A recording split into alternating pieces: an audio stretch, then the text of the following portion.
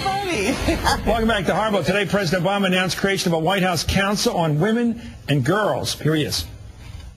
The purpose is very simple: to ensure that each of the agencies in which they're charged takes into account the needs of women and girls in the policies they draft, the programs they create, the legislation they support.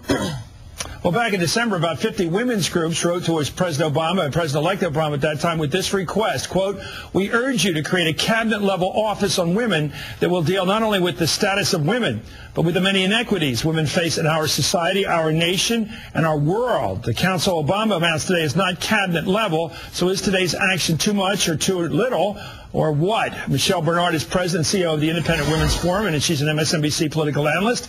And Kim Gandy is the president of the National Organization for Women, which includes some male members, I'm told.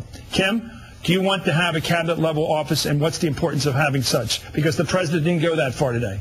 Well, I actually was the original drafter of that letter, and we asked for a cabinet-level office to address women's issues, and what we got today was the entire cabinet to address women's issues. Yeah, the way it's set up, it's called an office. It's under Valerie Jarrett, yep. President's very close colleague and political pal for all those years, a lawyer, a high-level, I think she's assistant to the president. Yep. Is that good or bad for you to have a White House coordinated, cabinet-wide effort to focus on issues particular to women? I don't see why it's necessary.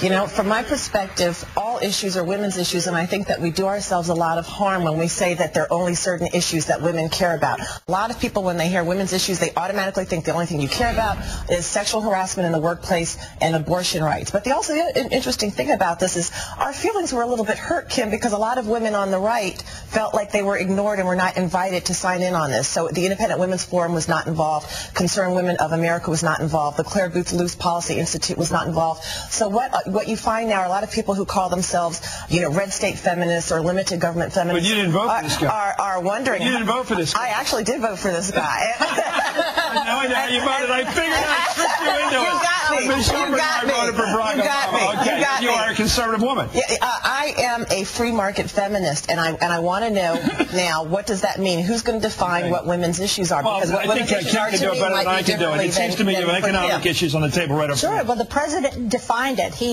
said both in a statement and a speech that they were going to look at economic issues, at issues of work-life balance, at pay equity, at child care, at violence against women, at the treatment of women as employees and as consumers of federal government services. How are women treated across? Okay, let's take a case like that.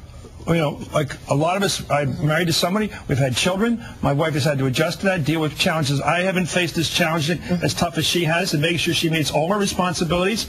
Suppose there has to be a government-wide effort to let women work 30 hours a week. Instead of 40 hours a week for the federal government so they can meet some other responsibilities. Well, and then suppose there's more home leave for women than there is for men. Maybe some of these things have to be adjusted. Hey, look, one Don't they? Aren't there women's concerns I always say one of our famous science, things that we like to say at the Independent Women's Forum is June Cleaver wants flex time. We believe in flex time. We believe in all these things. The question is, no, we fight for it too, but the question is, don't you want a cabinet-level office to do it? No, I don't, because I feel like I don't need government to negotiate that for me. I can negotiate that with my employer myself. There are all these efforts, for example, to expand the family medical leave. One of the things that some people are being left out of the conversation, there are many people who believe that expansion of the Family Medical Leave Act is going to have a negative impact on women, not a positive impact, because there are a lot of employers who are going to say, my costs are going to go up sky high, so why should I hire women, especially women of childbearing age? They're going to take off for maternity leave. They take care of their families. It's almost giving people silent permission to discriminate against women. So women who have this philosophy should be a part of the discussion. Yeah, but they argued that when the first Family and Medical Leave Act passed with what we had now. The business owners said, oh my goodness, this will be terrible if we're forced to give leave to women and even to men who want to take paternity leave. It's going to be terrible for us. It hasn't turned out that way. It has not turned out that way. And in fact, the same people who opposed it back then are now saying this worked out great for us. It increases our employee loyalty. It increases the support that we get, and it makes it possible for us to keep the best employees. You know what? Both of you are younger than me, I would bet, by a lot. Let me just suggest this. One of the lessons I learned in the last campaign, the hard way, is a lot of women my age feel that and believe and know that they get hurt by the system. Many, many years of getting second-class treatment, of being pushed aside for somebody. I watch Mad Men on television, which is a great series, and it's about that. It's about what happens. The woman's the genius in copywriting and an ad agency. She gets pushed aside. She has the great idea the dumb guy gets the job because he's buddies with the other guy. It's an assumption.